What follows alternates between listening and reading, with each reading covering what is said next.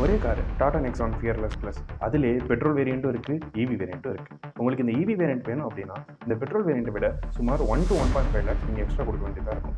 சரி, one time payment தானே, கொடுத்துட்டா நம்ம அதுக்கப்புறம் ரொம்ப ஃப்ரீயாக ஓட்டிக்கலாம் அப்படின்னு நீங்கள் நினச்சிங்கன்னா இவியோட ரீசேல் வேல்யூ பெட்ரோல் காரை விட 10 to 15% கம்மியாக இருக்கும். ஹலோ டிகோடர்ஸ், நான் உங்கள் எம்கே. நான் பேசிக்கலி ஒரு electrical and electronics engineer, also a generalist. இந்த சேனல் எதுக்கு அப்படின்னா tech, finance and real life இன்ஜினியரிங்கை பண்டில் பண்ணி உங்களுக்கு ஒரு நாலேஜாக கொடுக்கறதுக்கோசரம் இந்த சேனல். நீங்கள் அது ரிலேட்டடான டாபிக்ஸில் இன்ட்ரெஸ்டடாக இருந்தீங்கன்னா கண்டிப்பாக சப்ஸ்கிரைப் பண்ணிக்கோங்க. அண்ட் இன்றைக்கான டாபிக் என்னன்னா petrol car versus EV car. Let's get into the topic. First, petrol car, EV car இதுக்கெல்லாம் போகிறதுக்கு முன்னாடி சில அசம்ஷன்ஸ் நம்ம பண்ண போகிறோம். ஸோ இந்த அசம்ஷன்ஸ் தான் இந்த கால்குலேஷனுக்கு எல்லாமே பேசிக்ஸ். First assumption, distance. நம்ம ஒரு நாளைக்கு 33 கிலோமீட்டர்ஸ் இந்த காரை டிரைவ் பண்ண போகிறோம். அப்போ ஒரு மந்த்துக்கு கிட்டத்தட்ட அப்ராக்ஸாக 1000 கிலோமீட்டர்ஸ் இந்த காரை டிரைவ் பண்ண போகிறோம். இதுதான் first assumption. Second assumptions, ownership. வாங்கினதுலேருந்து 5 வருஷம் இந்த காரை ஓனர்ஷிப் வச்சிருக்க போகிறோம். And current petrol price 108 something. நான் ஒரு ஆவரேஜாக 110 ருபீஸ்னு எடுத்துக்கிறேன். அப்புறம் இந்த காரோட மைலேஜ். எல்லா காருமே 20 கிளைம் பண்ணுவாங்க, பட் ஆவரேஜாக 16 கிலோமீட்டர்ஸ் பர் லிட்டர் அப்படின்னு சொல்லிட்டு மைலேஜ் எடுத்திருக்கேன். அப்புறம் இவி சார்ஜிங். நம்ம வீட்டில் சார்ஜ் பண்ணோம் அப்படின்னா கிலோமீட்டருக்கு 1 ருபீஸ்னும், வெளியே சார்ஜ் பண்ணோம்னா 2 to 3 ருபீஸ் பக்கமாக ஆகும். காரை நீங்கள் 2 விதமாக ஓன் பண்ணலாம். ஒன்று ஃபுல்லாக உங்கள் கையிலேருந்து ரெடி கேஷாக கொடுக்கலாம், இல்லைனா ஒரு இஎம்ஐ ஆர் லோன் எடுத்து பண்ணலாம். ரெடி கேஷாக கொடுத்தீங்கன்னா அதுக்கான கேல்குலேஷனும் சம்மரியில் இருக்குது. சப்போஸ் நீங்கள் இஎம்ஐ ஆப்ஷன் சூஸ் பண்ணுறீங்க அப்படின்னா நீங்கள் 20% டவுன் பேமெண்ட் அசியூம் பண்ண போகிறோம் அண்ட் 9% இன்ட்ரெஸ்ட் ரேட். ஸோ இதுதான் நம்ம இன்றைக்கி எடுத்திருக்க அசம்ஷன்ஸ். ஃபர்ஸ்ட் நம்ம பெட்ரோல் காருக்கு போயிடலாம். இன்றைக்கி நம்ம எடுத்துகிட்டு வந்திருக்க பெட்ரோல் கார் டாடா நெக்ஸானோட ஃபியர்லெஸ் ப்ளஸ் அப்படிங்கிற வேரியன்ட் பெட்ரோல் கார். ஃபர்ஸ்ட் நம்ம on road price or ownership cost calculate பண்ண போகிறோம். ஃபர்ஸ்ட் வந்து பார்த்தீங்கன்னா எக்ஸ்ஷோரூம் ப்ரைஸ். எக்ஸ்ஷோரூம் ப்ரைஸ்னா மேனுஃபேக்சரிங் காஸ்ட்னு வச்சுக்கோங்க, வித்தவுட் எனி டாக்ஸஸ். அதாவது அந்த காரை மேனுஃபேக்சர் பண்ணுறதுக்கு அவ்வளோ இருக்குது. இந்த காருக்கான மேனுஃபேக்சரிங் காஸ்ட், அதாவது எக்ஸ்ஷோரூம் ப்ரைஸ் 12,26,000. நெக்ஸ்ட் வந்து ரோட் டேக்ஸ். ஸோ நீங்கள் ஒரு காரை வாங்க போகிறீங்க அப்படின்னா நீங்கள் அந்த கவர்மெண்ட்டுக்கு ஒரு டேக்ஸ் பே பண்ண வேண்டியதாக இருக்கும். இருக்க தமிழ்நாட்டில் டேக்ஸ் வந்து அப் டு 10 lakh வரைக்கும் 10% அண்ட் 12% to 13%, 18% அப்படி பல ஸ்லாப்ஸில் கால்குலேட் பண்ணுறாங்க. அண்ட் இந்த காருக்கு நான் 10% அப்படின்ற டேக்ஸ் ரூல் எடுத்திருக்கேன். ஸோ தோராயமாக பார்த்தீங்கன்னா 1,22,000 டேக்ஸ் வருது. ஸோ நம்ம அதை என்டர் பண்ணிக்குவோம். 1,22,000. Next insurance. இந்த காரை நீங்கள் வாங்கும் போது கூடவே இன்சூரன்ஸ் பே பண்ணுவீங்க. இன்சூரன்ஸ் ஃபர்ஸ்ட் இயருக்கான ப்ரீமியம் எப்பயுமே அதிகமாக தான் இருக்கும். ஸோ நான் ஒரு அப்ராக்ஸாக 55,000 எடுத்துக்கிறேன். And other miscellaneous fees. So நீங்கள் ஆர்டிஓ ரெஜிஸ்ட்ரேஷனில் மற்ற டேக்ஸஸ் அதெல்லாம் சேர்த்து மற்ற சார்ஜஸ் அதெல்லாம் வந்து ஒரு 15,000 எடுத்துக்கிறேன். So we got the on road price. So நீங்கள் எக்ஸ்ஷோரூம் ப்ரைஸை மட்டும் பே பண்ணிவிட்டு அந்த காரை வீட்டுக்கு எடுத்துகிட்டு போயிட முடியாது. டேக்ஸ் அண்ட் அதர் ஃபீஸ் எல்லாத்தையும் சேர்த்துனீங்கன்னா இது கிடைக்கிற ப்ரைஸ் தான் ஆன் ரோட் ப்ரைஸ். இதை நீங்கள் பே பண்ணிவிட்டு தான் நீங்கள் வீட்டுக்கு கார் எடுத்துகிட்டு போக முடியும். சப்போஸ் நீங்கள் ஹேஷ் ரெடியாக இருந்தீங்கன்னா இந்த கிடைச்சிருக்க ஆன் ரோட் ப்ரைஸ் பார்த்தீங்கன்னா 14,18,000 அப்ராக்சிமேட்டாக. இது நீங்கள் ரெடி கேஷாகவும் கொடுக்கலாம், இல்லை உங்கள் பேங்க்கில் லோன் இருந்தது அப்படின்னா நீங்கள் இதுக்கான 20% டவுன் பேமெண்ட்டாக கட்டிட்டு மீதி இருக்கிறத நீங்கள் வந்து இஎம்ஐ ஆப்ஷனும் கிளைம் பண்ணிக்கலாம். சொந்தமாக்கிக்கிறதுக்கான காஸ்ட் தெரிஞ்சிருச்சு. அதுதான் on road price. That is 14,18,000 கட்டினீங்கன்னா அந்த கார் உங்களுக்கு. ஸோ இவ்வளோ நேரம் நம்ம பார்த்தது ஆன் ரோட் ப்ரைஸ், அதாவது அந்த காரை நீங்கள் வச்சுக்கிறதுக்கான காஸ்ட். இப்போ நம்ம இயர் ரன்னிங் காஸ்ட் பார்க்க போகிறோம். ஃபர்ஸ்ட் வந்து ஃபியூவல் காஸ்ட். ஃபியூவல் நம்ம ஆல்ரெடி அசம்ஷன் பண்ண மாதிரி 110 rupees litre and 16 kilometre mileage. அப்படின்னா 62.5 லிட்டர் ஒரு மாதத்துக்கு. அப்படின்னா 5 வருஷத்துக்கு கால்குலேட் பண்ணிங்கன்னா 4,12,500 ரூபாய் வரும். அதை நான் இன்க்ளூட் பண்ணிக்கிறேன். 4,12,500. Okay. Next maintenance. So next maintenance 6 மாதத்துக்கு ஒரு தடவை நீங்கள் மெயின்டெனன்ஸ் விடுவீங்க. அப்போ வருஷத்துக்கு 2 தடவை, அப்போ 5 வருஷத்துக்கு 10 தடவை மெயின்டெனன்ஸ்க்கு நீங்கள் காரை விடுவீங்க. ஈச் டைம் 5Kன்னு வச்சுக்கிட்டா கூட 50K மெயின்டெனன்ஸ்க்கு வருது. 50K maintenance charge. Next charge insurance. நீங்கள் ஃபர்ஸ்ட் டைம் பே பண்ணும்போது ஃபர்ஸ்ட் இயர்ஸ்க்கான இன்சூரன்ஸ் மட்டும்தான் ஆன் ரோட் ப்ரைஸில் பே பண்ணி. நெக்ஸ்ட் 4 இயர்ஸ்க்கான இன்சூரன்ஸ் அப்ராக்சிமேட்டாக ஒரு 1 lakh அப்படின்னு சொல்லி எடுத்துக்கலாம். நெக்ஸ்ட் டயர் கண்டிப்பாக நீங்கள் சேஞ்ச் பண்ண வேண்டியது வரும் 5 வருஷத்தில். ஸோ அந்த டயர் சேஞ்சிங் காஸ்ட் 20,000 அப்படின்னு சொல்லிட்டு அசியூம் பண்ணிக்கலாம். ஸோ இது எல்லாத்தையும் போட்டிங்கன்னா டோட்டல் ரன்னிங் காஸ்ட் நம்மளுக்கு கிடைக்கும். Total running cost it is 5,82,500 rupees. அப்படின்னா இந்த காரை நீங்கள் 5 வருஷத்துக்கு ஓட்டுறதுக்கான காஸ்ட் 5,82,500. ஸோ டோட்டல் ஸ்பெண்ட் இப்போ தான் நம்மளுக்கான டோட்டல் ஸ்பெண்ட் காஸ்ட் கிடைக்க போகுது. ஸோ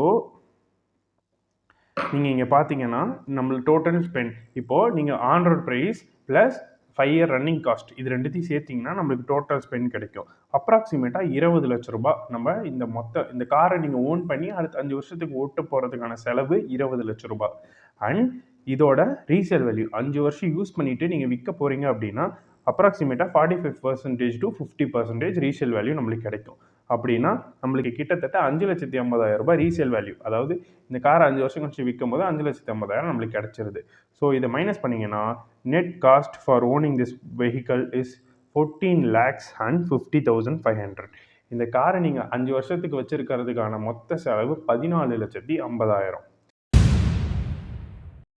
ஸோ நம்ம இன்னைக்கு எடுத்துகிட்டு வந்திருக்க இவி கார் அதே டாடா நெக்ஸான் ஃபியர்லெஸ் ப்ளஸில் இருக்க இவி வேரியண்ட். ஸோ இந்த அதே கேல்குலேஷன்ஸ் தான் இங்கேயும் ரன் பண்ண போகிறோம். ஃபர்ஸ்ட் வந்து பார்த்தீங்கன்னா எக்ஸ்ஷோரூம் ப்ரைஸ் வந்து 14,99,000.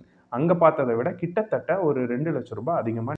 ரோட் டேக்ஸ் நம்ம அங்கே பே பண்ண 1,22,000 இங்கே கிடையாது. பிகாஸ் தமிழ்நாட்டில் இவிக்கு டோட்டல் டேக்ஸ் ஃப்ரீ.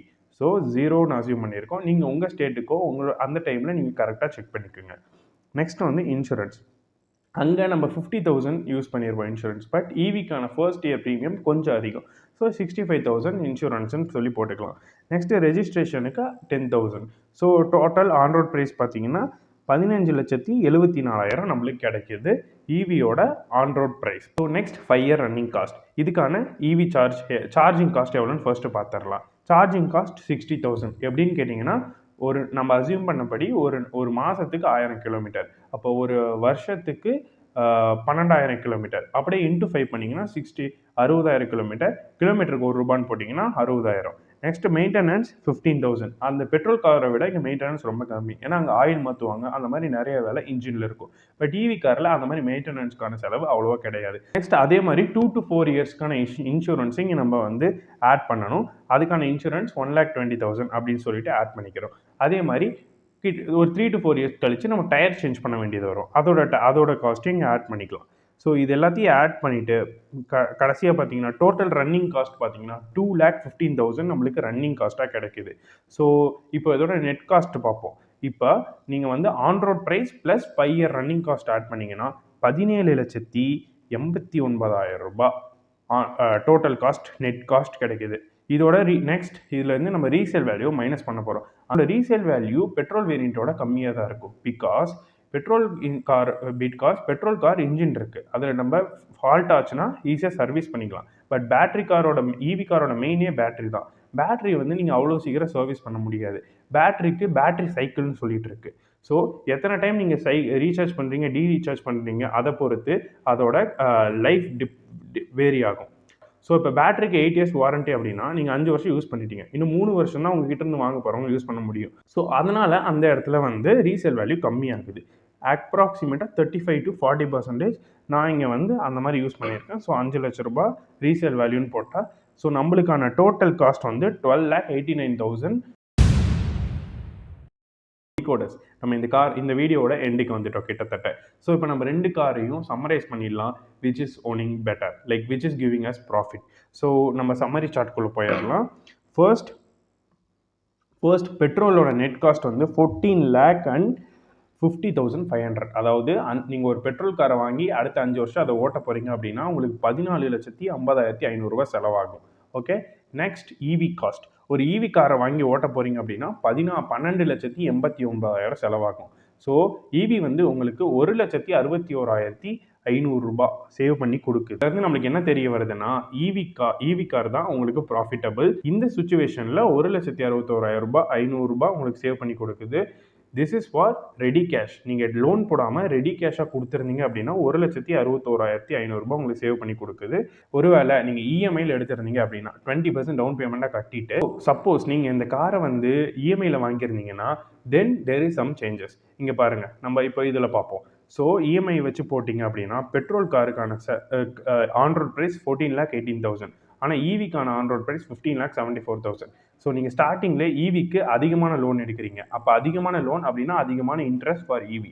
நீங்கள் பெட்ரோல் வேரியண்ட்டுக்கு டென்யூர் முடிகிறப்ப ரூ. 2,78,497 இன்ட்ரெஸ்ட் மட்டும் கட்டியிருப்பீங்க. இதே ஈவி வேரியண்ட்னா 3,09,000 3,10,000 கட்டியிருப்பீங்க. ஸோ தேர் இஸ் அங்கே ஒரு 30,000 to 40,000 டிஃப்ரென்ஸ் இருக்குது. பிகாஸ் நீங்கள் ஈவிக்கு அதிகமான லோன் வாங்கியிருந்தீங்க. ஸோ அதிகமான இன்ட்ரெஸ்ட் கட்டுறீங்க. ஸோ இதை எல்லாத்தையும் நீங்கள் கழிச்சுட்டு பார்த்தா கூட 17,28,000 வந்து ஒரு பெட்ரோல் கார் காஸ்ட் பண்ணும். 15,98,000 தான் ஒரு ஈவி கார் காஸ்ட் பண்ணும். அப்படியே நீங்கள் இஎம்ஐயில் வாங்கியிருந்தா கூட உங்களுக்கு ஈவி கார் வாங்குறதுனால 1,30,861 rupees சேவ் ஆகுது. ஸோ டீகோடர்ஸ் இதுதான் இந்த மொத்த வீடியோட தீம். கிட்டத்தட்ட ஒரு 1,30,000 நீங்கள் இஎம்ஐயில் வாங்கியிருந்த சேவ் ஆகும். அண்ட் நீங்கள் ரெடி கேஷாக வாங்கியிருந்தீங்கன்னா 1,61,000 சேவ் ஆகும். இது ஈச் வேரியண்ட்டுக்கு ஏற்ற மாதிரி மாறும். ஸோ இந்த எக்ஸல் ஃபைலை நான் உங்களுக்கு கீழே டிஸ்கிரிப்ஷனில் தரேன். ஸோ நீங்கள் வந்து உங்கள் வேரியண்ட்டுக்கு ஏற்ற மாதிரி மாறிக்கலாம். இதில் என்ன ஒரு பிரச்சனை இருக்குது அப்படின்னு சொன்னீங்கன்னா, இந்த கணக்கில் பின்னோக்கி போய் பார்த்தீங்கன்னா, இந்த ஈவியில் நம்ம டேக்ஸ் வந்து பார்த்தீங்கன்னா 0ன்னு கொடுத்துருக்கோம். பிகாஸ் தமிழ்நாடுல 0 இப்போ டேக்ஸ் கலெக்ட் பண்ணுறாங்க. Suppose in future government tax implement பண்ணுறாங்க அப்படின்னா, so let's take that 1,22,000 again. அப்படி ஒருவேளை டேக்ஸ் இன்க்ளூட் பண்ணிட்டாங்க அப்படின்னா, நீங்கள் திரும்ப சம்மரி போய் பார்த்தீங்கன்னா, மொத்தமாகவே ஈவி வந்து ஒரு 40,000 கிட்ட தான் சேவ் பண்ணியிருக்கோம். ஆனாலும் சேவ் பண்ணியிருக்கு. அதுதான் மேட்டர். ஓகே, எப்போ நீங்கள் ரெடி கேஷாக கொடுத்துருந்தீங்கன்னா, ஒருவேளை நீங்கள் இஎம்ஐயில் எடுத்திருந்தீங்க அப்படின்னா உங்களுக்கு -15,000 லாஸ். அதாவது அப்போது பெட்ரோல் வந்து உங்களுக்கு ப்ராஃபிட்டபுளாக இருக்கும். Owning EV car is like helping the environment. So EV car வச்சுருக்கிறதுனால நம்ம கண்டிப்பாக என்விரான்மெண்ட்டுக்கு ஹெல்ப் தான் பண்ணுறோம். ஸோ நீங்கள் கண்டிப்பாக ஈவி கார் வாங்கலாம். ஆனால் யார் வாங்கக்கூடாது அப்படின்னா, நீங்கள் ரொம்ப தூரம் லாங் டிஸ்டன்ஸ் ட்ராவல் பண்ணுவீங்க, வீட்டில் சார்ஜ் பண்ண மாட்டீங்க, நிறைய நேரம் வெளியே இருக்க ப்ரைவேட் சார்ஜிங் ஸ்டேஷனில் தான் சார்ஜ் பண்ணுவீங்க அப்படின்னா, நீங்கள் அதை இப்போதைக்கு கன்சிடர் பண்ண வேண்டாம் அப்படின்னு சொல்லி என்னோட சஜஷனாக இருக்கும். அதே மாதிரி நீங்கள் ஒரு அப்பார்ட்மெண்ட்டில் இருக்கீங்க, அப்பார்ட்மெண்ட்டில் வந்து சார்ஜிங் ஸ்டேஷன் கிடைக்காது, அந்த மாதிரி சார்ஜ் போட முடியாது, ப்ரைவேட் சார்ஜிங் ஸ்டேஷன் தான் யூஸ் பண்ண முடியும் அப்படின்னா, உங்களோட கிலோமீட்டர் பர் சார்ஜ் வந்து அதிகமாகிடும். 2 to 3 rupees அந்த மாதிரி போகிறதுனால அது வந்து உங்களுக்கு ஃபினான்ஷியலி ஸ்டேபிளாக இருக்காது. So that's all for this video decoder. So உங்களை அடுத்த வீடியோவில் பார்க்குறேன். Until then this is bye bye from him.